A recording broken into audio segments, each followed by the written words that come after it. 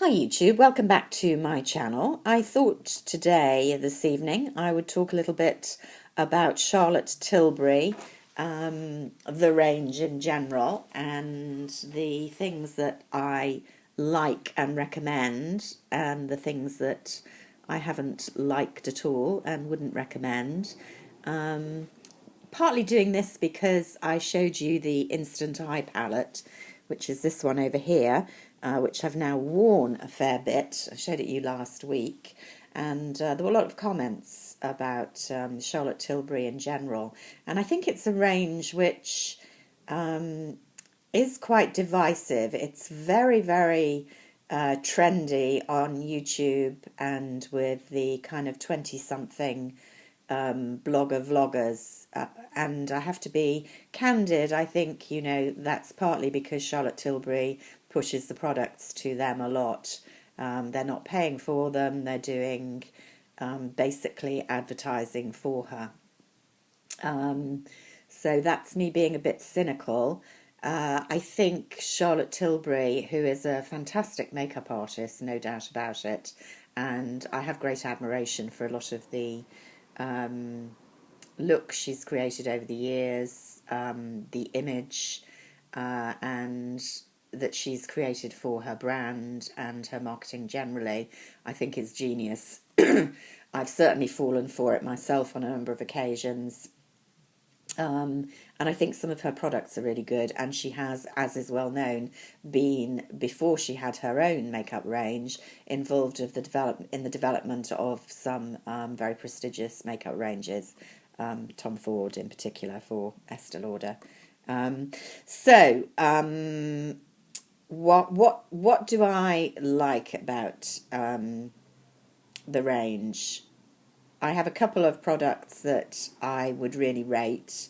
Primarily the lip products. I've got two here, which are the only two I could find at the moment, and they're both from the range. One of the things I don't like is the writing is very, very tiny. These are from the range called after various film stars, typical Charlotte, clever marketing. And I have Kidman's Kiss, which is this one here, which is a lovely peachy pink neutral, and you can see I've worn it quite a lot, although I'm trying to preserve. She has lovely presentational touches like that lips marked in the lipstick, and the shape of the lipstick in the bullet is fantastic. So this is a beautiful neutral for me. It really perks up my complexion if I'm looking a bit tired. And it's a great luster as well. It's not, is it matte? I think it is more or less matte. Some of them in this range aren't.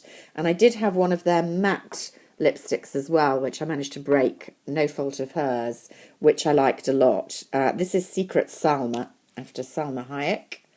And again, you can see I've used that quite a bit. That's slightly more mauvey pink. Just beautiful, flattering colours, really nice consistency. They last pretty well on the lips, beautifully packaged. I should have looked up how much these are. They're premium lipsticks, but not, in the Tom Ford range. And they smell nice as well, a kind of sugary taste. I also bought one of the lip pencils. This is called Lip Cheat in Pillow Talk, which people rave about. Again, a sort of nude really to work with these. It's nice and pigmented, it's nice and soft, it goes on quite well. You don't get a lot for your money. I don't think this has been sharpened yet. I've had it not that long. It's nicer than a drugstore lip pencil. I'm not sure it's as nice as the Chanel ones, but it's a good quality lip pencil. I really like her Airbrush Flawless Finish Powder, although I know quite a few people don't like this. I'm not quite sure why. I've got it in number 1 Fair. Again, beautiful packaging.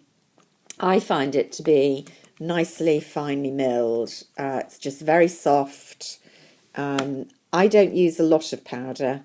There you can see it going on. Just slightly luminous, but mattifying. I tend to use, I'm afraid, slightly shimmery face powders to give me a bit more luster, or I go with the Guerlain Meteorites as an all-over finishing powder. So I tend to just be using a more matte powder, literally to set maybe around the nose and the chin and under the eyes. And I find this is one of the best. It's actually appreciably better, I think, than the Tom Ford one, which is a lot more expensive and is the other one that I and use. And I like Chanel powders as well. Here's one that, oh, I should say before I move on, my other kind of positive recommendations I haven't got at the moment, but I have had her Magic Foundation. And I was talking about this on the eye palette video comments. I really like it. It's £29. It's not my favourite foundation. It's not quite glowy enough for me, not quite long lasting enough to make my absolute favourites. But for the price point, I think it's a really good foundation. Equivalent, really, I would say, to the Chanel Le Beige and a bit cheaper. I do think she's probably stronger in the fair-skinned range from what I've seen. That's the only one of her foundations I've tried and I liked it. This product here has real disadvantages to it. It's the instant look in a palette, but I still do like it and use it. I use it because it's so convenient. And again, this is her fantastic marketing and ideas, you know, a complete look in a very nice, substantial but not too heavy, practical compact if you travel a lot or you have to do touch-ups in the day. So you've got two cheek colours, three eye. This is basically a primer, a slightly shimmery and slightly more matte, not completely, a highlighter and a bronzer. And the disadvantage with all this is primarily they're not terribly well pigmented. The eye colours in particular barely show up unless you're very, very fair indeed. You have to really layer them. I mean, basically, this is what you need to get any basic definition around your eye. The two blushes are not hugely pigmented and they're tiny little pans. So again, you can't get a decent sized brush in. But I do use mine with the newish Chanel retractable brush, which just does fit in. The bronzer I quite like because I don't like anything too bronzy, and the highlighter is very pretty. But they're not, for the price, brilliant quality products, and this wouldn't work unless you were very fair. I think there is a darker version, although not terribly dark, of this now. This was the kind of original release. But I do still wear it. I do still get quite a lot of use out of it. What do I not like? While we're on the subject of bronzers, she brought out a palette that's in this format, and it's about this sort of big. I don't know what it was called, that contained highlighter and bronzer. That again, the YouTube girlies rave about. I really didn't like it at all. I mean, I liked how it looked, the palette. The bronzer was very, very muddy on me, which is kind of the opposite of the orangey look that I often get with bronzers. But my real gripe was I had it in my handbag. I didn't even drop it or anything like that. And the whole thing just shattered. It was not suitable for even very light carrying around. And I thought for the price, and by shattered, I mean the powders within the compact, not the compact itself. They must have been very soft indeed. So I wasn't impressed with that. Don't start me on her Magic Cream, which is one of her cult products. You know, supposedly it is such a wonderful cream with a secret ingredient that she can't tell you, but is the magic element that makes your skin glow. I mean, the truth is that the cream has the consistency and fragrance of Nivea cream, with a bit of a liquid highlighter pumped in. You could literally stick some Becca illuminating perfector, mix it in with whatever your day cream is, and you're going to get exactly the same effect as the 70 quid for the smallest jar Magic Cream. I despair. But again, great marketing, very prettily packaged. Nothing sensational in the ingredients at all, certainly not in the ones she's listing.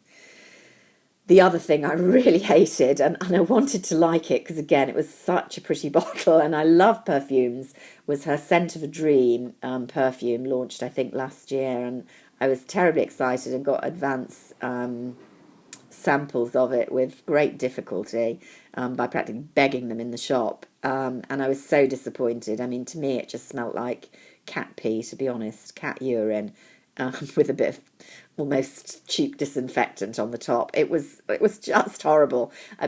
Fragrance is a very personal thing, but you know that had Kate Moss as the ad campaign, claiming she always wore it. Well, I dread to think what Kate smells like if it's that. I can't believe it.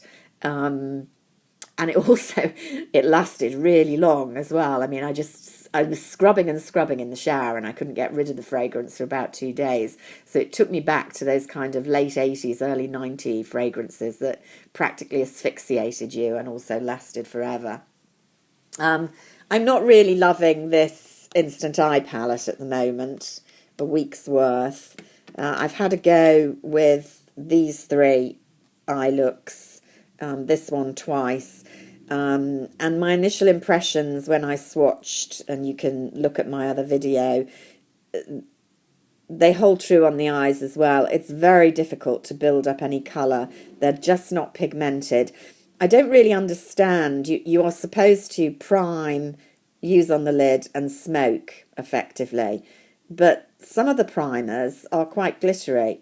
In fact, 3 of them. This is the only kind of matte primer, which hardly doesn't show at all.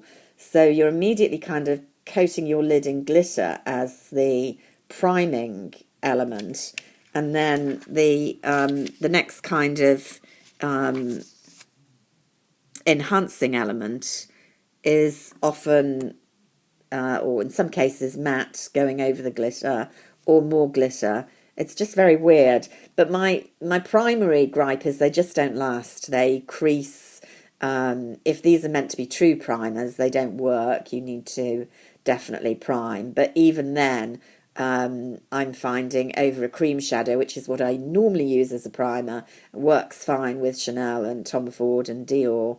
My eyeshadow is really creased within a few hours. So I do love this colour here. It's really, really pretty. But overall, at the moment, I'm not loving this. And it's £60, so, you know, quite a big investment for most people. So there we go. Some thoughts on Charlotte Tilbury. I know some people absolutely love everything.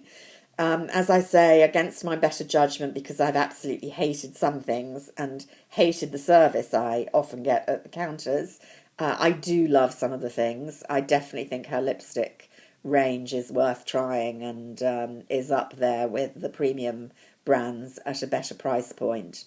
But as with most things, it's a mixed bag. So until next time, bye for now.